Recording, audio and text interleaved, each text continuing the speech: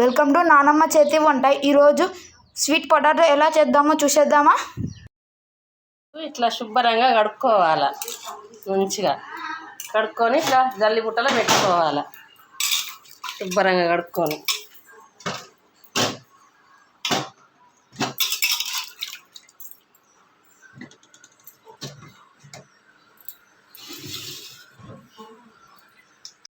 మళ్ళీ లైట్ వెలిగించి ఇలా గిన్నె పెట్టుకోవాలి.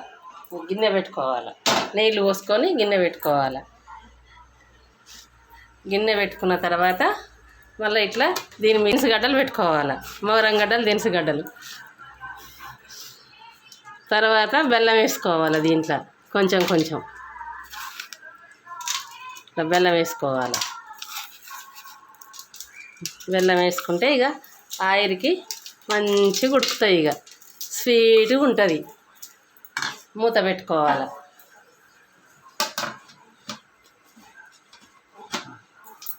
జల్లి బుట్టలు పెట్టుకొని ఒక 10 నిమిషాలు ఉడకనియాలి. 10 నిమిషాలు అయింది, మంచిగా ఉడికినాయి. ఇట్లా తీస్తే గడ్డ ఉడికింది, చూడు ఎంత బాగుందో.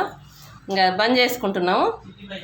బంద్ చేసిన ఇక పిల్లలు మంచిగా ఉడికినాయి. ఇక పిల్లలకు తలా ఒకటి ఇస్తే మంచిగా తింటారు. ఇక మెత్తగా బాగున్నాయి. తెన్నపూస కూడా రాసింది.